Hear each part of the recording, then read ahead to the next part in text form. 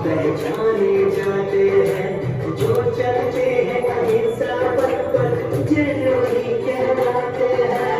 महावीर तेरे ही नाम से हम पहचाने जाते हैं।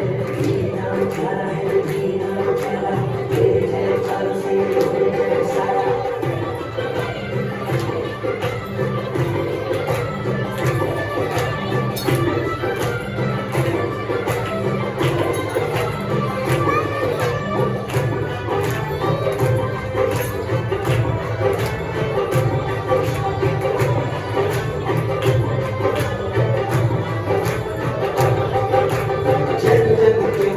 बसता है मुक्ति का तो हिरसता है, जिन धर्म का तो जाता है। हम चतु विजेता हो वीरा, सबसे बड़ा तेरा महावीर तेरे नाम से हम पहचाने जाते हैं। महावीर तेरे नाम से हम पहचाने जाते हैं। जो चलते हैं अहिंसा पथ पर जरूरी कहलाते हैं। महावीर तेरे ही नाम से हम पहचाने जाते हैं। महावीर तेरे ही नाम से हम पहचाने जाते हैं। वीरा उजाला है, वीरा उजाला, तेरे जयकारों से होए।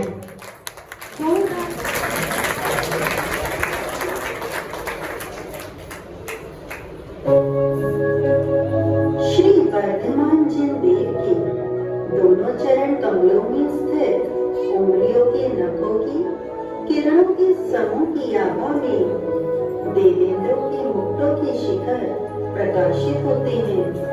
उन जिन देव के चरणों में भक्ति से प्रणाम करके मैं स्तुति करता हूँ।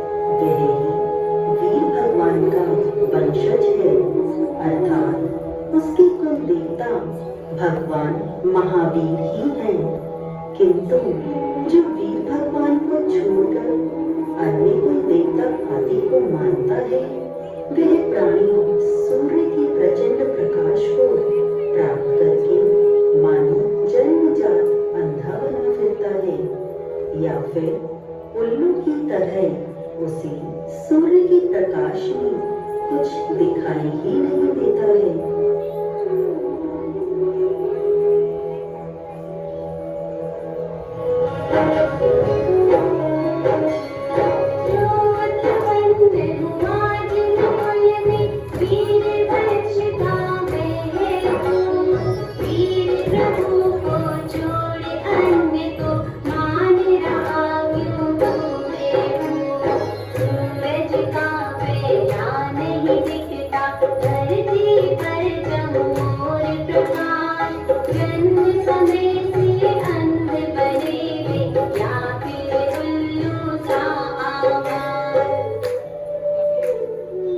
रागादि दोष से युक्त मन वाले देवताओं की सेवा किसी को कभी भी उत्कृष्ट अतिशयकारी फल नहीं देती है। सदैव जिनेंद्र भगवान रूपी कल्प वृक्ष की सेवा करो। क्या कभी कल्प वृक्ष की सेवा भी बिना फल वाली या निष्फल हुई है? अर्थात नहीं हुई है। द्वेष से सहित रही जो ऐसे देवों की सेवा, क्या अतिशय फल दे सकती है सेवा शिव सुख की मेवा। शिव बिन वर में कल्प वृक्ष सम उनकी सेवा सदा करो। कल्प वृक्ष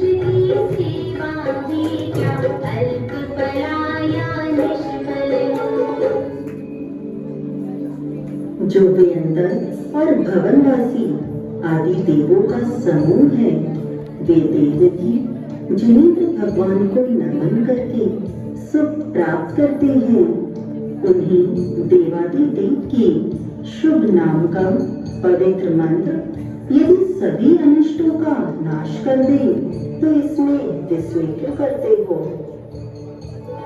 भवनवासी व्यंतर देवों के सुर समूह से बंदित है, जिनवर के चरणों में जुटवे सुख पाते आनंदित है। देवों के भी देव प्रभु का नाम मंत्र है पूजित है, सब अनिष्ट अब दूर हो गए, बड़ी बात क्यों विस्मित है। भले ही बहुत दुष्म काल के कली काल का समय बना रहे, किंतु वीर भगवान का नाम, उनका दर्शन, उनके बारे में विचारना और उनकी प्रतिमा ही कली काल के दोष को दूर करने के लिए पर्याप्त है। अरे, जिसे गरुड़ मंत्र के विधान की सिद्धि हाथ में आ गई हो, उसे कालसर आदि योगों का भय क्या करेगा? भले बना हो कली काल का प्रभाव सब पर दुखदाई, दर्शन मनन सुनाम आपका बिंब मात्र भी सुखदाई। सिद्ध किया ही गरुड़ मंत्र ही जिसके हाथ पहुँच जाए, काल सर्प के योग भयों से फिर किसका मन डर पाए। गर्भ कल्याण के समय प्रतिदिन बहुत रत्नों की वर्षा होती है। जन्म कल्याण के समय पूरे लोक में एक क्षण के लिए शांति हो जाती है। आपके जन्म समय के सर्वोत्कृष्ट 10 गुण हैं, किंतु सूक्ष्म रूप से उन गुणों के भाव को कौन गिनने में समर्थ हो सकता है? अर्थात कोई नहीं। गर्भ समय के कल्याण में प्रतिदिन रत्नों की वर्षा, जन्म समय के कल्याण में सकल लोक में सुख हर्षा। सूक्ष्म रूप से तब गुण गण को गिनने में हो कौन समर्थ, अतिशय जो मूर्त रूप है, तब जो उनमें कितना अर्थ। आइए जानते हैं भगवान के जन्म के अतिशय कौन से होते हैं।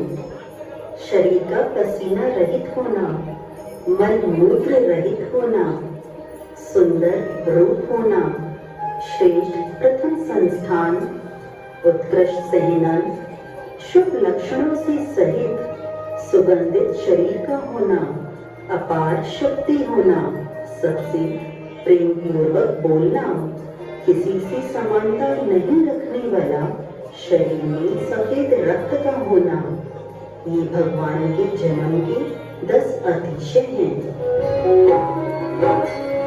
स्वेद रहित है, निर्मल है तन पर मोदारिक सुंदर रूप, प्रथम सहनन पहली आकृति, शुभ लक्षण युद्ध सौरभ धूप। अतुलनीय है शक्ति आपकी, चित्तमित प्रिय वचनामृत है, रूप रंग समरथ देह का, दश अतिशय परिणामृत है। आइए जानते हैं भगवान के केवल ज्ञान के 10 अतिशय कौन कौन से हैं। 400 कोस तक पृथ्वी तल पर सुभिक्ष होना, जीव वध का, भोजन का, उपसर्ग का अभाव, सभी विद्याओं के ईश्वर, आकाश में गमन, नख केशों की वृद्धि नहीं होना, छाया नहीं होना, टिंकार रहित मुख और 4 मुख होना, ये केवल ज्ञान के 10 अतिशय हैं। कोस 400 तक सुभिक्ष है, प्राणी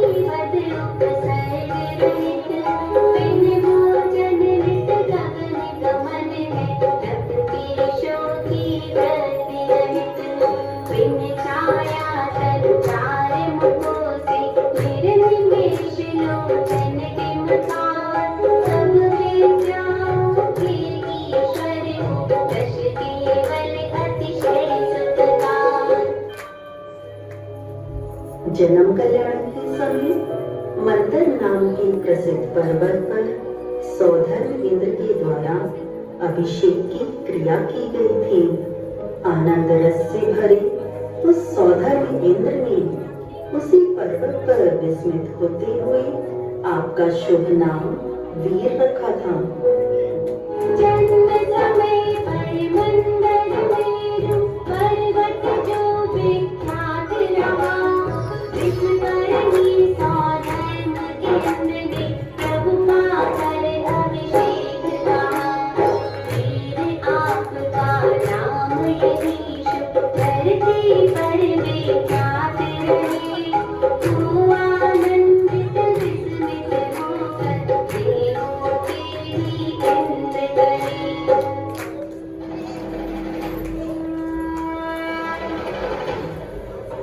आइए देखते हैं तीन लोग के नाथ के जन्म की खुशी पर किस प्रकार सौधर्म इंद्र तांडव नृत्य करता है।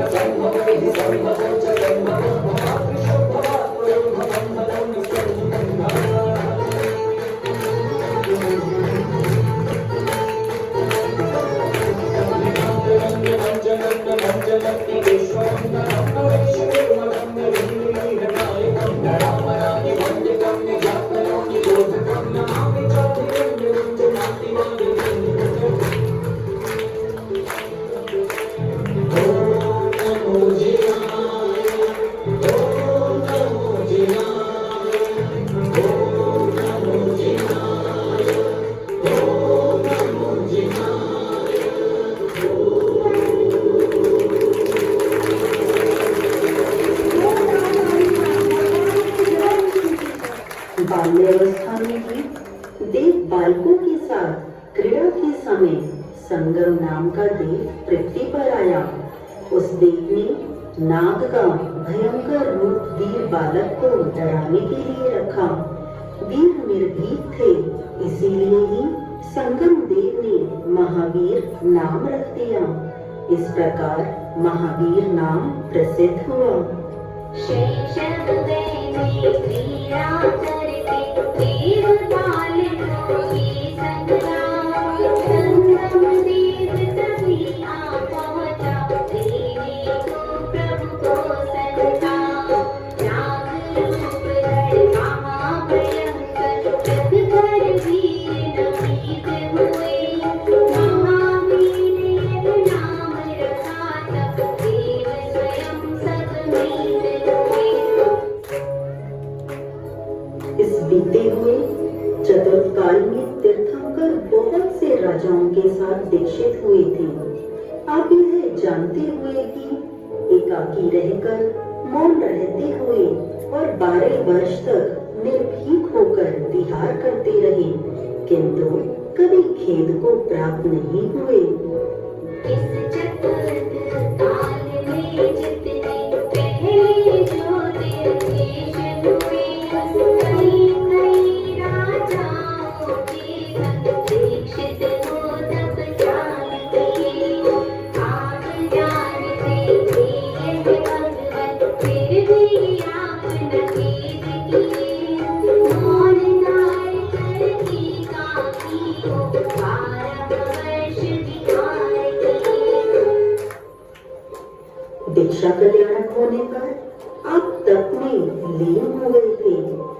आप सहनशील योगी थे, अकेले ही विहार करते थे। उज्जैन नगरी के शमशान में जब आप समाधि धारण किए थे, तभी उग्रता के साथ हुए उपद्रव को सहन किया, जिससे आपकी अतिवीर संज्ञा हुई। तब कल्याण होने पर प्रभु प्रभु मेरी संजीवन हुए।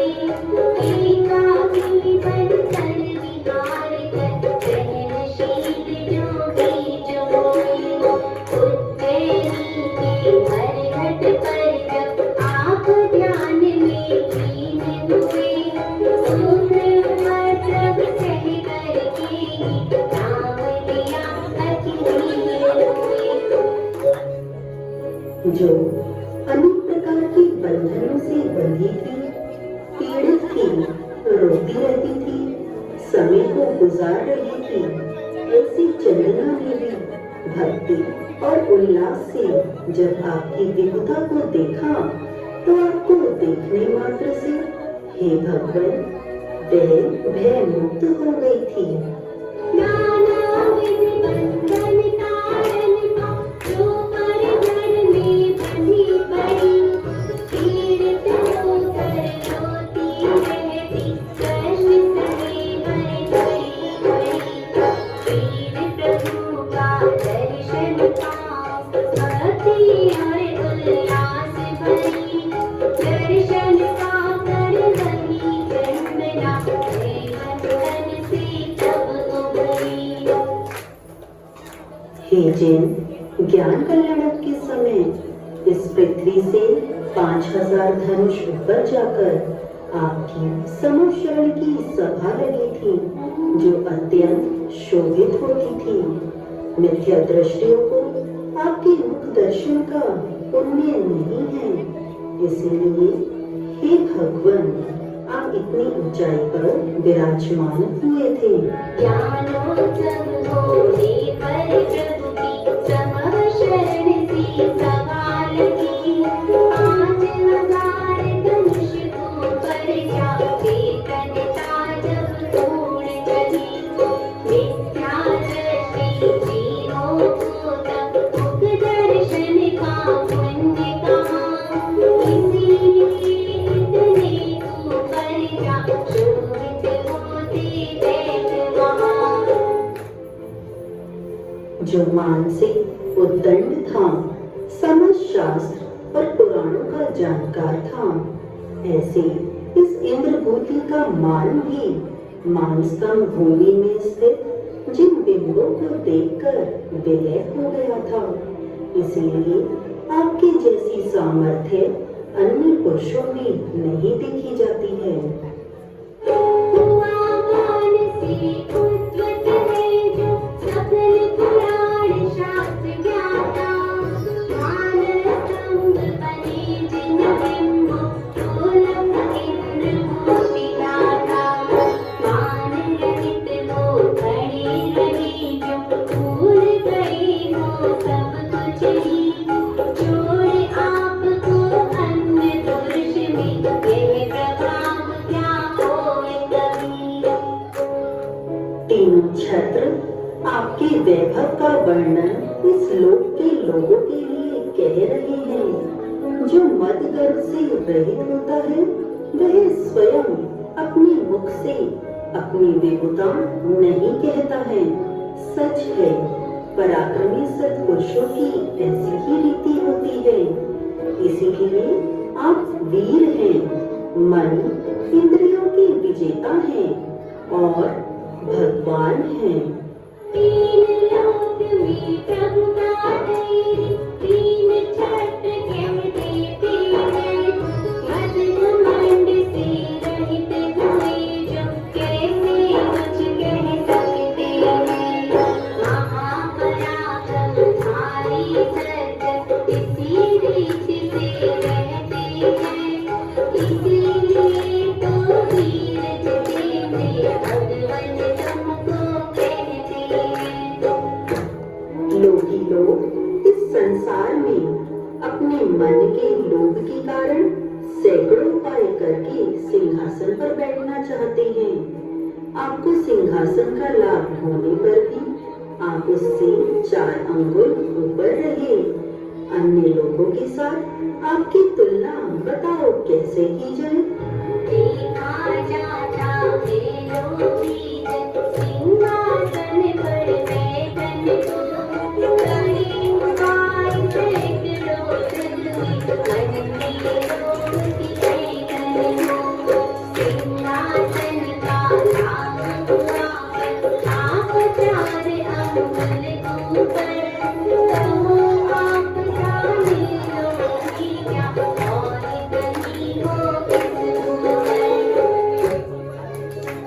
ये सुंदर चावल का समूह बार बार ऊपर जाकर नीचे आ जाता है। मायावी लोगों की तो मन के साथ कुटिल व्रति रहती है। यह बात चामड़ों का समूह कहता है। इन चामड़ों के समूह से आपका शरीर सुशोभित होता है, जो यह कहता है कि आपके अतिरिक्त कोई पुरुष माया से अत्यंत शून्य हृदय वाला नहीं है। ऊपर जाकर बार बार से फिर नीचे आते जावर, मायावी जन कुटिल बना जो मानो प्रवृत्ति रखकर, चमरों से शोभित प्रभु तनिए सबसे मानो कहता है, अन्य किसी का हृदय यहाँ पे बिन माया ना लगता है। हे वीर, आपके मुख के चारों ओर यह भामंडल प्रकाशमान हो रहा है। वह भव्य जीवों के 7 भवों की गाथा कह रहा है। भव्य जीव आपकी दिव्य ध्वनि सुनने के लिए आते हैं। अरति और शोक बुद्धि को छोड़कर वृक्ष भी अशोक नाम पा लेता है। क्रोध विभाग भाव वाले जो भगवीर संसति में है, चेतन होकर के भी उनके मुख पर तेज नहीं कुछ भी। वीर प्रभु जब मुखमंडल का तेज बताता भामंडल, भव्य जलों के सप्त भवों की गाथा गाता है प्रतिपल।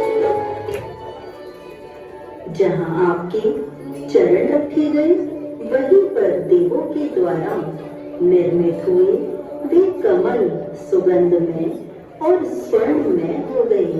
देवों ने विहार के समय आकाश को कुसुममय कर दिया। यदि आपके ध्यान से मेरे मन्य प्रदेश भी ऐसे ही सुगंधित और स्वर्णमय हो जाए तो इसमें आश्चर्य क्या है?